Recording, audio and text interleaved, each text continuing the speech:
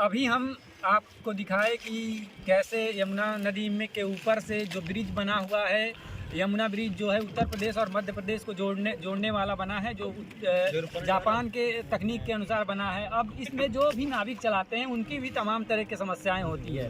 हमारे साथ भी एक नाविक भाई बैठे हुए हैं, इनसे आप जानेंगे इनके जर्नी के बारे में, कैसे नाविक यहाँ संघर्ष करते हैं उनके जीवन यापन में, यानी मतलब वो जब चलाते हैं तो उनको किस प्रकार की समस्याओं का सामना करना पड़ता है, पुलिस का इनके लिए क्या इंस्ट्रक्शन होता है, पुलिस इनके लिए क्या एडवाइजरी जारी करती है, इनको कितने बजे से कितने बजे तक नाव चलाना होता है। इन तमाम चीज़ों के बारे में हम बात करेंगे अपने नाव भाई से। खैर इनसे ये भी कहेंगे, हम आग्रह करेंगे कि आप अपना किसी भी प्रकार से ध्यान भटकाने की कोशिश न करिएगा, आप अपने केवल मुंह चलाइएगा और मुंह से जवाब देने का प्रयास करिएगा और नाव आस्ते आस्ते ले चलिएगा जनता के पास।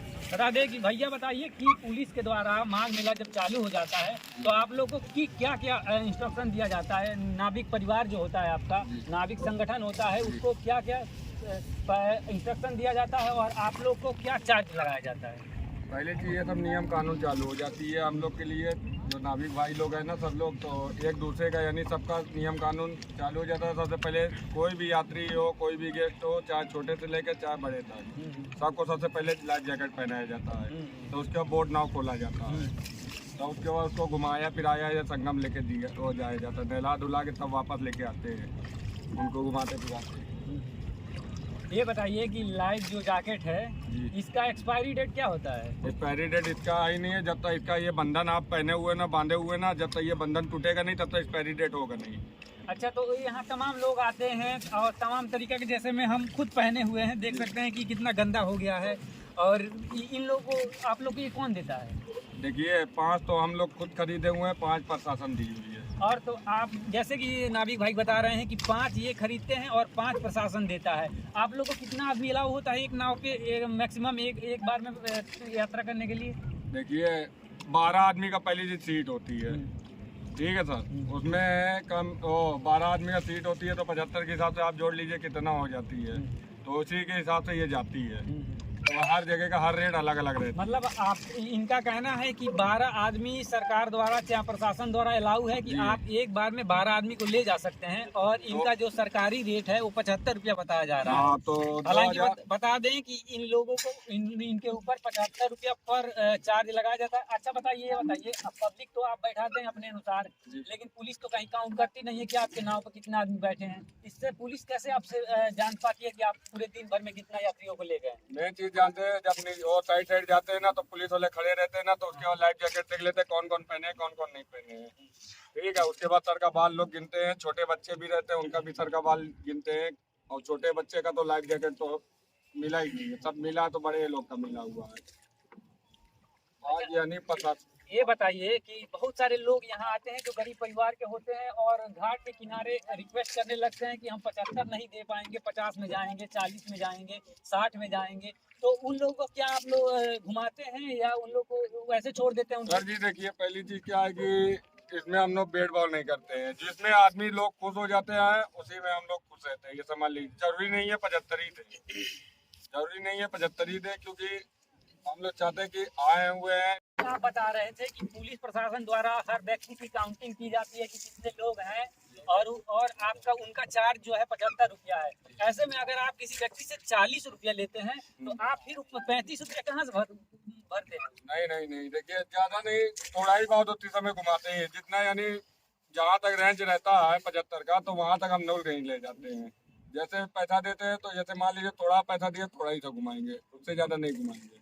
उसके तो बाद मान लीजिए कोई गरीब आदमी है और वो घाट से जो अगर सुनिए सर, अगर मान लीजिए किसी का पैसा भी नहीं रहता है, कोई आदमी अगर परेशान है, किनारा घाट पे फंसा हुआ है ना, तो उसको यहाँ से हट के कहीं और जाना रहेगा, उसको हम लोग कह देंगे बैठो भैया हम आपको पहुँचा दें। हम लोग देखिए, हम लोग केवट राज है, हम लोग ये सब भेदभाव नहीं करते, हम लोग सब एक ही तरह यानी चलते हैं।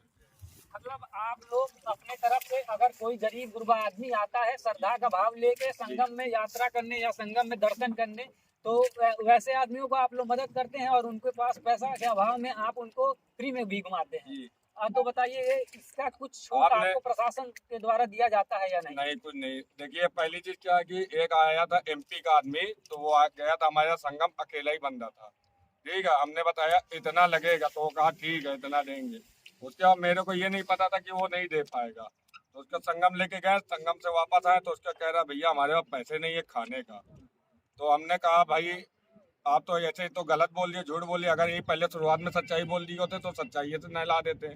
आप गंदा बात बोल दिए हो। अच्छा तो ये बताइए, छोड़िए उसका बात, हम अब कैमरामैन से एक बार कहेंगे कि इधर दिखाइए ये जो बोट क्लब है, तो बताइए जो बोट जो सरस्वती घाट है या चाहे जो बोट क्लब है जो यमुना ब्रिज के उधर पड़ता है उस पार पड़ता है, और जो संगम की नावें हैं उनमें और इनमें यात्रा करने में जमीन आसमान का फर्क होता है। वहाँ चार्जेस जो होते हैं संगम वाली बस उनका 20 रुपया का या 25 रुपया का अंतर होता है। ये क्यों अंतर होता है? जगह का डिस्टेंस तो एक ही नहीं नहीं, देखिए चार्ज क्यों होता है अलग अलग? रास्ता भले अनेक होगा पर त्रिवेणी संगम एक होता है। कोई हेलीकॉप्टर से भी आएगा तो त्रिवेणी संगम नाव से जाएगा तो एक ही जगह जाएगा, चाहे प्रधानमंत्री जी आ जाए चाहे आम आदमी जाए, उनके लिए संगम बटा नहीं है, ये समझ लीजिए। संगम एक है, रास्ता भले अनेक है। अच्छा ये बताइए, जो पुलिस गश्ती करते हैं और पुलिस वाले जो जो जो जो बीच में ये पक्षियां आ रही हैं, कहीं कहीं हम अपने कैमरामैन से कहेंगे पक्षियों को दिखाएं तो आ रही हैं। ये पक्षियां बता दें आपको कि ये साइबेरिया से आती हैं। साइबेरिया एक देश है, वहां से जब आती हैं ये साइबेरिया से तो बहुत दूर से पक्षियां आती है, दूसरे देश से आती हैं, और ये उसी समय आती हैं जब माघ मेला का समय होता है। तो देखिए कैसे पास आ रही है। खैर अभी हम लोग यमुना ब्रिज के इधर हैं, और ये देखिए पक्षियां इधर, कैमरामैन से कहेंगे एक बार दिखाएं कैसे पंछियों को बुलाने पे आ जाती हैं। ये जैसे आदमियों की बातों को सुनते हैं, इधर एक कैमरामैन एक बार करिए इधर, देखिए आओ आओ का आवाज सुन के भी ये आ जा रही है। तो ये अभी हमारे पास कुछ ऐसा चीज नहीं है जो इनको फेंके आए, हम लोग अचानक बैठ गए, हम लोग को अनुभव नहीं था कि पक्षियां आती हैं और उनको कुछ लेके बैठना पड़ता है। हालांकि एक आदमी आ रहा है बेचने वाला और हम उनसे खरीदने वाले हैं, और पक्षियों को हम लोग अपने पास करके इनकी भावनाओं को जानना प्रयास करेंगे। बता दें कि ये विश्व के अन्य अन्य देशों से आते हैं और ये पंछियां लोगों के पूरे माघ मेला भर यहाँ संगम में रहती हैं और आनंद लेके फिर जैसे ही माघ मेला खत्म होता है, यानी जैसे ठंडा का मौसम समाप्त होता है, ये फिर किसी अन्य ठंड प्रदेश में चली जाती हैं, यानी भारत के अन्य जम्मू कश्मीर हो या चाहे साइबेरिया, पुनः वापस चली जाती हैं। और इनका आगमन फिर भारत में तभी होता है जब इनका मतलब जब माघ मेला चालू होता है तो फिर ये भारत में आ जाती हैं। और ये संगम की खुशी की बात ये है कि ये हर साल अपने नियमित समय पे प्रयागराज पहुंचती हैं और लोगों का दिए हुए अन्न खाती हैं और फिर अपने देश चली जाती हैं। भैया ये बताइए, इन पक्षियों को कोई पालता है या ये अपने स्वतः आती हैं या स्वतः चली जाती है? ये ठंड में आती है, अक्टूबर से आने लगती है, मार्च के बाद अप्रैल जब पड़ती है तो धीमे धीमे गर्मी आती है तो ये वापस अपने देश चली जाती है। और इसको कोई यहाँ पर पकड़ता नहीं है, यहाँ पकड़ना पहली चीज अलाउ ही नहीं करते हैं। चाहे अगर पुलिस वाले बोलते हैं कि इसको पकड़ो तो तब भी नहीं पकड़ेंगे, क्योंकि देखिए ये जैसे देश से यानी तीर्थ यात्रा इंसान करने निकलते हैं वैसे ये भी तीर्थ यात्रा करने निकलते हैं। ये सब बिना झोले के साथ हुए, जितना हम आप मिल के खिलाएंगे उतना ही ये खाएंगे। और शाम के टाइम में इन लोगों को कुछ दिखता नहीं है, जब अंधेरा हो जाता है। ये लोग नदी में रहते हैं 24 घंटे। अभी हम बात कर रहे हैं, अभी देखिए हमारे कैमरामैन से कहेंगे, हम लोगों ने एक नाविक को बुलाया है और वो इन पक्षियों का इंतजाम लेके आ रहा है। जैसे वो हमारे पास आएगा, जूम करिए सर, उसको दिखाइए कि कैसे वो अपना नाविक जो है, समुद्र में नदी में नाविक लोग भी हैं जो पक्षियों का अनाज लेके चलते हैं और लोग इनसे खरीदते हैं और पक्षियों को खिलाते हैं। हालांकि देखिए वो तेजी से जब से सुना है आवाज तब से अपना नाव और तेज कर दिया है, आ रहा है, और हम लोग उससे लेके अब इसको पंछियों खिलाना भी एक प्रकार से धर्म काम माना जाता है। जैसे हम लोग ब्राह्मणों को खिलाते हैं वैसे इन पक्षियों को खिलाना भी एक प्रकार से धर्म का काम माना जाता है।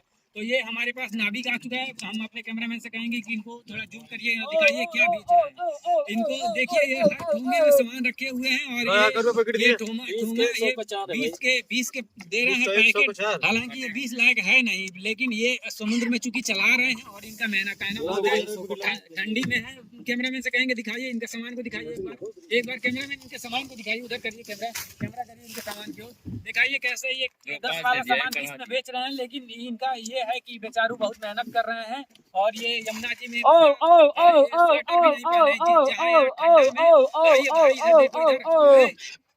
तो पहने नहीं है जो जैकेट है भाई, हम लोग का तैरना आता है।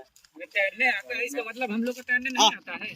पहन लीजिए करिए उसको, बता दे कि देखिए जैसे भैया ने सामान दिया और देखिए पंछी कैसे आ गई हमारे पास, आराम से इनके पैसा भैया पैसा इनके दीजिए। कह रहे हैं आपका पैसा दे रहे हैं, शांत रहिए भैया, बोल रहे हैं। देखिए कैसे पंछी आ रही हैं। कैमरामैन से कहेंगे पंछियों को हाथों पे लाएं। पंछियाँ देखिए कैसे हाथों पे आ रही हैं, और जैसे जैसे पंछियाँ देखिए हाथ पर आ गई, पंछियाँ हाथ पर आ गई। ऐसे अगर देखिए, जैसे माना जाता है कि अगर एक ब्राह्मण को खिलाने में जितना पुण्य मिलता है, उतना इन पक्षियों को खिलाने में पुण्य मिलता है, क्योंकि ये जो पंछियाँ होती हैं वो साइबेरिया से आती है, और साइबेरिया से समझ सकते हैं कि अन्य देशों से आ रही है, और अन्य देशों से देख सकते हैं कैसे। एक बार हम सोचेंगे कि हम अपने हाथ से